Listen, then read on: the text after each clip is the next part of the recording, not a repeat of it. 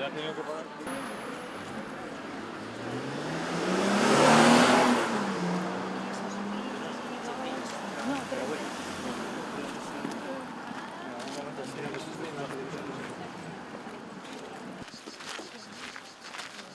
Ese edificio que veis ahí es la parte moderna del siglo XIX y principios del siglo XX de un antiguo molino medieval cuyos restos están situados en el sótano de ese edificio, que era el molino de los señores deán y cabildo de la Santa Iglesia Catedral de Segovia. O sea, el molino de los que cuidaban la catedral y cuyas rentas se utilizaban para pagar las vituallas a los canónigos. Entonces este molino es el que da nombre al yacimiento, porque no íbamos a poner yacimiento del abrigo, del molino, de los señores deán y cabildo de la Santa Iglesia Catedral de Segovia. Lo dejamos en abrigo del molino, ¿no? Este molino está declarado bien de interés cultural y durante los años 80 y 90 los propietarios del molino, que está en una finca privada en la que también están los yacimientos, lo dejaron descuidar en cierta manera y se hundió, como veis, el tejado y la cubierta.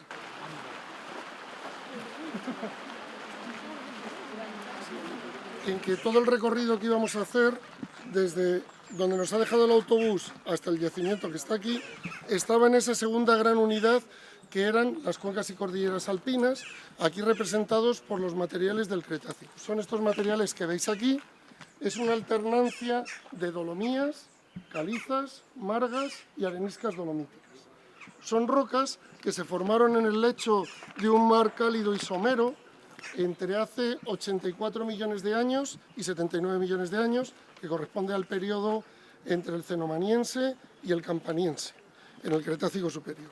En esa época, la provincia de Segovia estaba cubierta, y gran parte del centro de España, por un mar cálido y somero, donde no cubría más de 7 metros y que tenía unos arrecifes formados por rudistas a la altura de Sepúlveda y Castrojimeno, cuyos restos se conservan, de tal manera que detrás de ese arrecife había una zona de mar más o menos tranquilo, que es lo que se conoce como un lagún. Pues en esa zona de lagún es donde se depositaron con los restos de las algas calcáreas y fragmentos de fósiles, sobre todo de moluscos, estas dolomías y calizas que veis aquí. Pero esto va a tener influencia hasta en que se formen más o menos cuevas y yacimientos arqueológicos o no. ¿Por qué? Porque dentro de que estábamos en este lagún, la zona de Segovia estaba muy cerca de la zona costera. De tal manera que aquí el oleaje y las corrientes de deriva litoral lo que producían es un movimiento de las partículas que se depositaban en el lagún en forma de grandes dunas o soals que se movían hacia la playa. Esas grandes dunas o soals lo que hacían es recoger material en el barlovento, digamos, en la dirección de la corriente y depositarlo en el frente. Y eso ha generado que ahora que lo vemos en sección, una de estas dunas, es eso que veis ahí, esas grandes laminaciones cruzadas de rango deca y hasta hectométrico que veis aquí.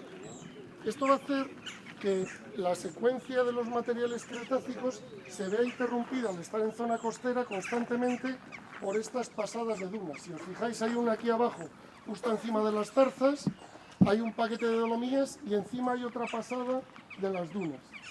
Con lo cual, el potencial para formar cuevas karstificables solo son estos paquetes que veis, y lo otro lo que va a producir son pequeños abrigos y solapos no karstificables. Si a esto le unimos el hecho de que las condiciones climáticas en el centro de la península, por la continentalidad, hace que las precipitaciones sean muy bajas, daos cuenta que la precipitación media anual en Segovia actualmente es 483 litros al año. Eso es casi, no iba a decir semidesértico, pero son condiciones ciertamente áridas. Madrid capital, aun estando casi 400 metros más bajo que Segovia, tiene más precipitación media anual que Segovia. El hecho de que solo tengamos esos paquetes de calizas y poca precipitación hace que la karstificación en esta zona haya sido una karstificación muy limitada en el espacio y en el tiempo. De tal manera que aquí no te encuentras ni grandes dolinas, ni simas, ni conductos verticales, tan solo te encuentras pequeñas galerías cuyo desarrollo está restringido a esos paquetes que veis, que tienen una potencia de 7 a 10 metros y nunca tienen un desarrollo vertical mayor. Eso hace que nuestros yacimientos arqueológicos tampoco tengan las cuevas mucho desarrollo vertical y que los rellenos, como mucho, lleguen a 4 o 6 metros a lo sumo. Se me ha olvidado contaros, por ir rápidamente a las implicaciones arqueológicas, que estas rocas están absolutamente llenas de fósiles cretácicos. Predominan sobre todo corales solitarios, algunos erizos, tipo micraster, etc. Hay un montón de dientes de tiburón. De hecho, la gente que excava en el molino constantemente está sacando pequeños dientes de tiburón y de raya. Y sobre todo los reyes de estos bancos son los rudistas, tanto hipurites como radiolites. Estos se encuentran frecuentemente. Un artista local, Pepe Horcajo, que pinta una viñeta, antes pintaba en el norte de Castilla, ahora en el Día de Segovia. Cuando le contamos cómo era este mar cretácico de Segovia, pues nos pintó aquí un rudista tumbado con la tapa abierta, un tiburón haciendo surf y los castellers de rocas. Estas figuras hacen las delicias de los niños cuando les traemos por aquí. Entonces, recapitulando, el hecho de que estemos cerca de la costa y que haya constantes pasadas de estas dunas submareales hace que los paquetes potencialmente castificables sean muy poco potentes, lo que unido a unas condiciones de continentalidad que no haya mucha precipitación hace que la castificación esté muy limitada. Y entonces, ¿por qué la concentración de yacimientos y cuevas justo en esa zona de ahí? Porque en esa zona de ahí, justo donde vamos a ir al abrigo, lo que tenemos es estructuras tectónicas que en estos materiales tan poco castificables facilitan algo la castificación. Como todos sabéis, después de que se retira... Bueno, pues esto es el yacimiento del Abrigo del Molino. Como decía Julio Garrote esta mañana, es un poco decepcionante cuando vienes aquí. Todo el mundo, Juan Luis, no hace más que decir ¡ay, es como Atapuerca en pequeñito! Bueno, sí, todo el mundo que pasa por aquí es como la trinchera en pequeñito. Bueno, teníais que verlo cuando lo descubrieron David y María en 2012. Estaba el relleno, evidentemente, hasta ahí arriba, donde veis la zarza pequeña. Y lo primero que hemos hecho a lo largo de estos años es hacer una secuencia de niveles litológicos, luego se hablarán de los niveles de ocupación y de la parte arqueológica, niveles litológicos de techo a muro. En general los hemos numerado con letras, podéis ver que tenemos desde la A hasta la P. Este relleno es una alternancia, que podéis ver ahí claramente, entre niveles groseros, de conglomerados, gravas, y niveles finos, de limos o arenas finas. En este conjunto de niveles se pueden hacer básicamente tres agrupaciones. Una agrupación de lo que se llama el conjunto inferior, que comprendería el nivel P, que lo tenéis aquí abajo, el nivel P, aquí donde estoy ya está la roca de la base, nivel P, O, N y M, este es el conjunto inferior, un conjunto intermedio que abarca desde L hasta aproximadamente D, o sea, conjunto inferior, conjunto intermedio y conjunto superior.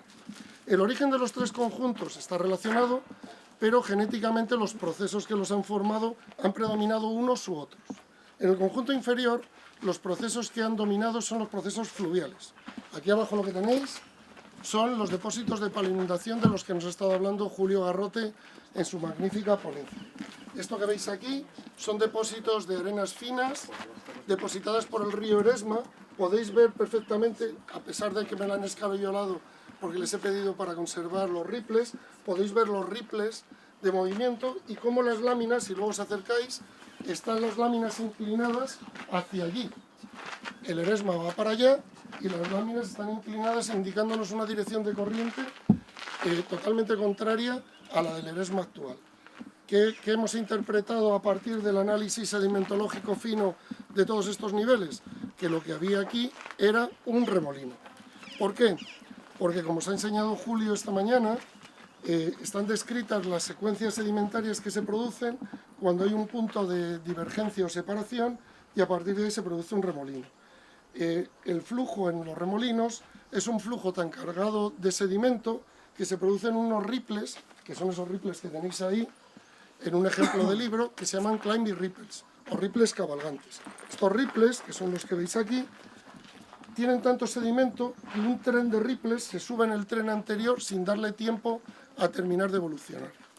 Dentro de los ripples cabalgantes, aquí los tenemos. Y se ven ahí en la secuencia, luego si alguien está interesado en estas cosas de geología, lo puede ver. Tenemos ripples cabalgantes de cresta recta, de cresta sinuosa y retrocabalgantes, que son de este tipo. ¿Cómo se ve esto? Cuando veáis las laminaciones de los ripples, podéis ver si la laminación es rectilínea o es, como veis aquí, asintótica a la base. En función de eso se interpreta cómo es la cresta del ripple. Y en función de eso podemos saber, como nos contaba Julio esta mañana, qué velocidad con la granulometría llevaba la corriente. Y así es como Julio ha reconstruido que en este remolino la velocidad de la corriente fue de al menos 0,4 metros segundo en dirección hacia allí. Por eso él va metiendo caudal a su modelo hidráulico bidimensional hasta que le sale que aquí se forma un remolino y la velocidad es 0,4 metros segundo hacia allí. ¿Se entiende? Bien. Esto es el conjunto inferior. Tengo aquí una cosa que a lo mejor os ilustra. Esto es el Barranco de las Angustias, en el Parque Nacional de la Caldera de Taburiente, en la isla de La Palma. Es un sitio donde también tenemos un proyecto y llevamos unos años trabajando. Fijaos en el Barranco de las Angustias y fijaos en esta roca que forma como un abrigo cuya boca está mirando hacia aguas arriba. Cuando el Barranco de las Angustias tiene una crecida, el agua del barranco se mete en el abrigo y forma un remolino como el que nosotros suponemos que se formaba aquí. Y podéis ver perfectamente esos ripples cabalgantes. Ahora tengo una foto de detalle. ¿Veis los ripples cabalgantes? Y las gravas exactamente igual que estos de aquí. Esto es aplicar actualismo puro y duro. Segundo conjunto, o sea, el conjunto inferior son depósitos de paloinundaciones, ¿vale? Segundo conjunto, este paquete que veis aquí, que son los niveles desde el L al anterior. Como veis son alternancias de conglomerados de cantos y niveles de limos. Son depósitos de coluviones.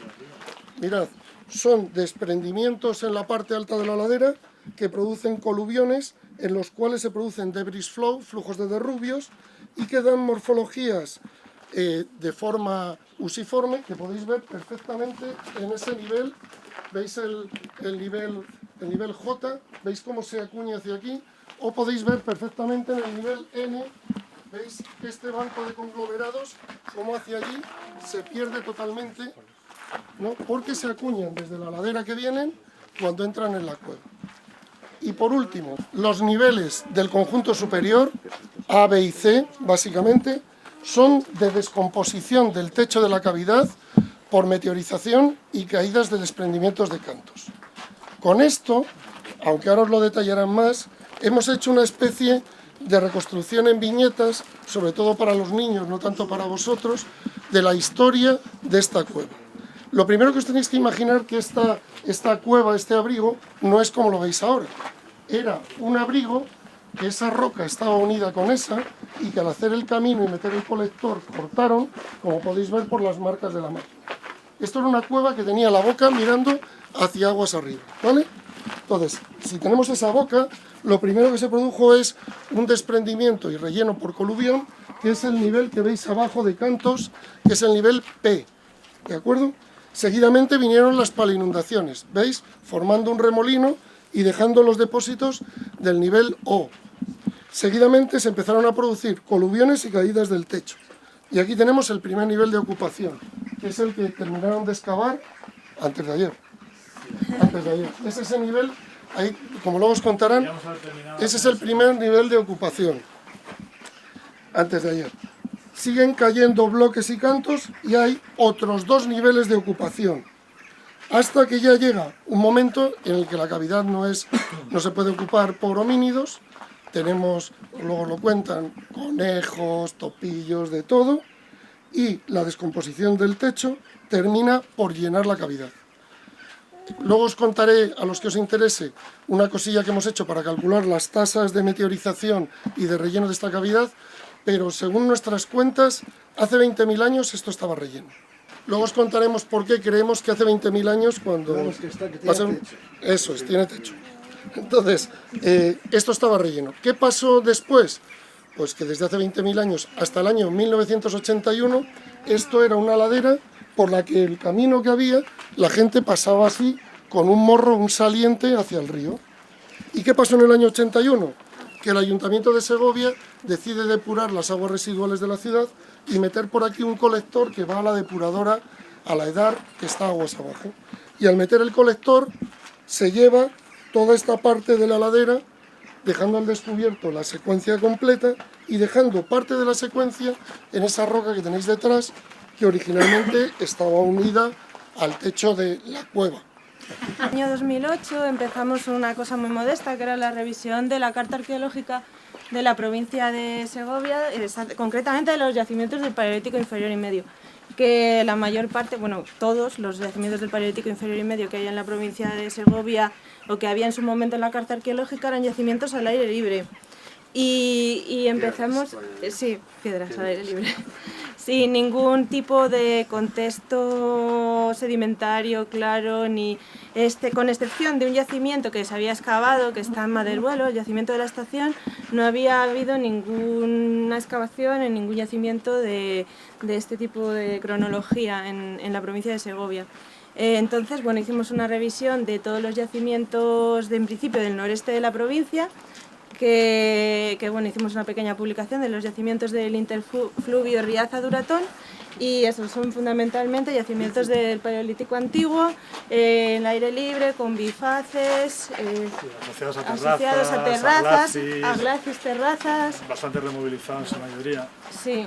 Sí, contextos estratigráficos así bien definidos. Luego estuvimos mirando contigo y con Luis Mitodarro también. Y Sí. bueno, pues más o menos nos decidimos a empezar a mirar zonas con cavidades o zonas con CARS dentro de la provincia. Bueno, pues que en realidad lo que queríamos, el objetivo era contextualizar esos yacimientos que teníamos al aire libre y estábamos buscando cavidades en las que pudiéramos documentar lo que nos faltaba, ¿no? Porque todos los yacimientos que había al aire libre estaban removilizados o alterados y no podíamos decir nada más que teníamos 4 piedras.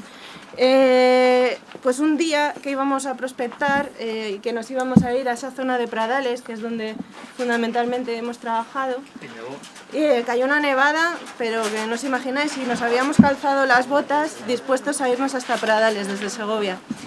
Entonces cambiamos los planes y como estas cosas pasan por casualidad, pasamos por aquí dando una vuelta de casualidad y nos encontramos con eso que enseña allí David, que es un relleno cárstico. La cavidad estaba totalmente colmatada hasta arriba del todo. Sí. Solo se veía aquí ese pequeño agujerito que hay aquí. Tenéis que imaginar Sí. ese talud que hay ahí, continuado a la misma altura, más o menos a la altura de aquí del andamio, hasta ahí estaba totalmente cubierto por el talud. Y desde aquí aproximadamente hacia la izquierda estaba todo cubierto por vegetación. De hecho, este árbol, lo que queda de él es ese tronquito que hay ahí, ¿vale? Este arbolito, y toda esta zona estaba totalmente ya cubierta. Solo se veía eso de ahí, que sería, aquí y el agujerito de más o menos lo veis ahí, muy poquito. Pues nada, entonces fue cuando llamamos a Andrés, por favor, sálvanos.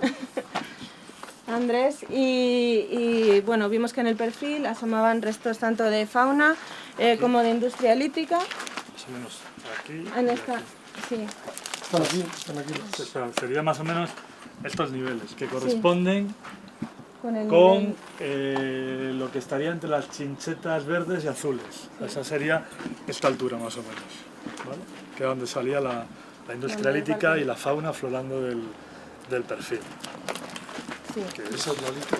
Y no, esta es la siguiente. Y estas son las primeras piezas que recogimos en el perfil, en las que ya había alguna claramente levalua que nos apuntaba que podría tratarse de un yacimiento musteriense, porque tan solo aparecían fragmentos de fauna y la industria lítica parecía que era levalua.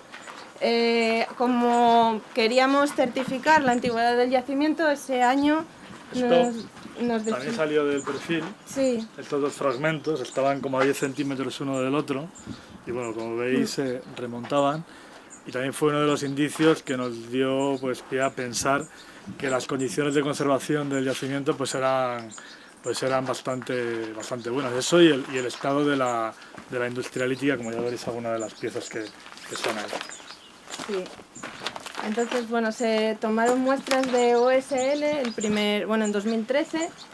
Tuvimos unos primeros resultados que apuntaban una cronología hacia 60.000 de los depósitos de inundación y la parte superior daba 32.000, era, me parece.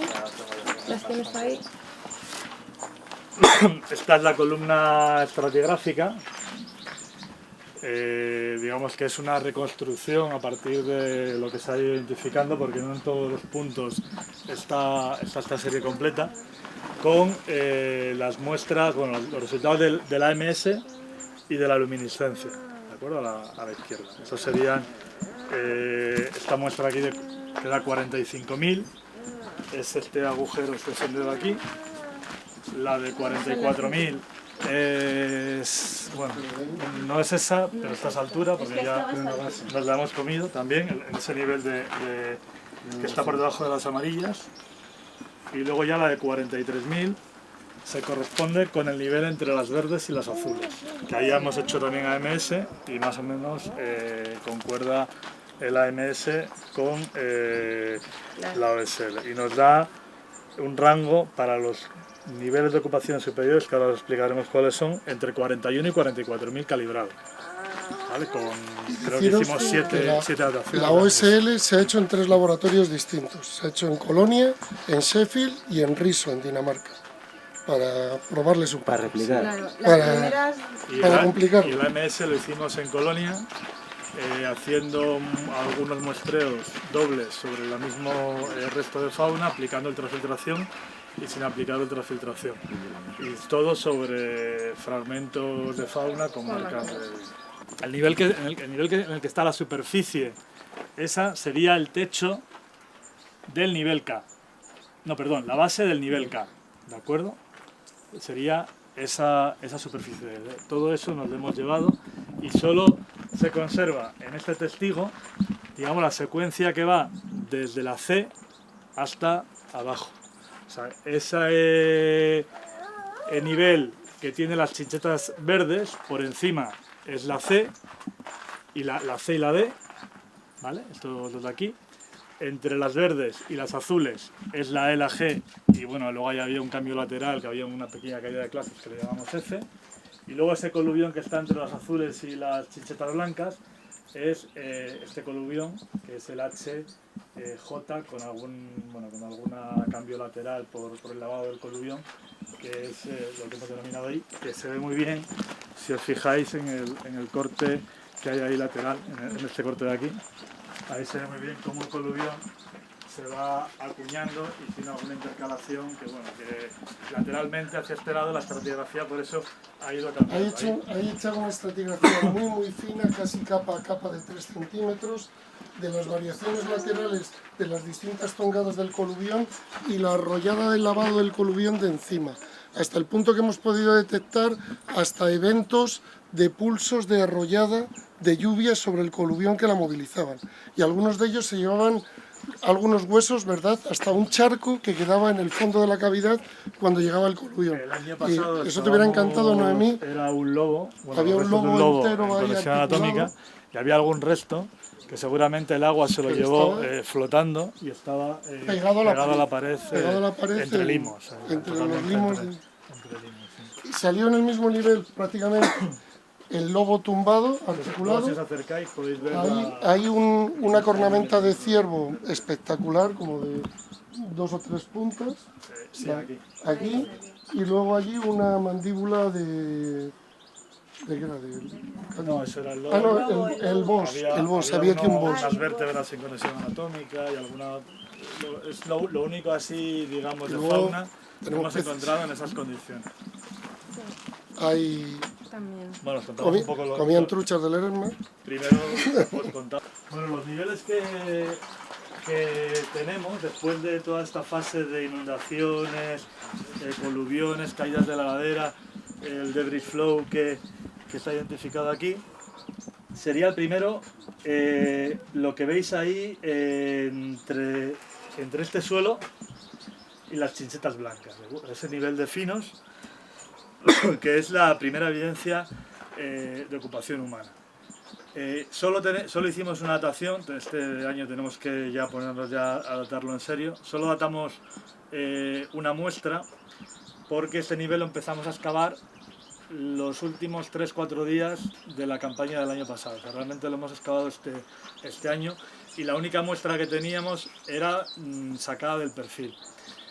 La sacamos justo donde afloraba, donde estaba ese árbol, y ha dado 34.000, o sea que seguramente está claramente contaminada y rejuvenecida por AMS. O sea, en el mismo laboratorio en el que se enviaron a datar todas las muestras a la vez, esa ha dado ese resultado y claramente seguramente está contaminada, no tenemos duda. Por encima, esos dos son los últimos, bueno, el nivel más potente de ocupación, que es que está entre las chinchetas azules y verdes, que es el que está datado entre 41 y 44, y del que tenemos más superficie y más evidencias, porque si os dais cuenta, si nos ponemos ponemos el suelo de la cavidad a esta altura, prácticamente la superficie de ocupación es mínima.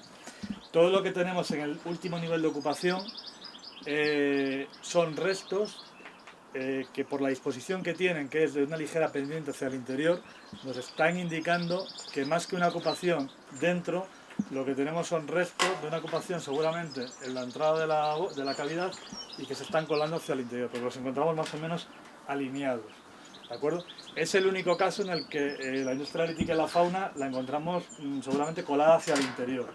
En el nivel siguiente ya es un horizonte de ocupación en el que hay restos por toda la superficie, de manera aleatoria, no hay ninguna orientación preferente, sino todo lo contrario, y además, debido a las caídas de bloques que se pueden localizar, sobre todo en esta zona, hemos conseguido también distinguir distintas fases dentro del mismo nivel, desde el punto de vista de que, lógicamente, pues si hay una caída de bloques, pues bueno, podemos distinguir por lo menos lo que está por debajo y lo que está por encima en un paquete de 40 centímetros. Tampoco es mucho más complejo de eso.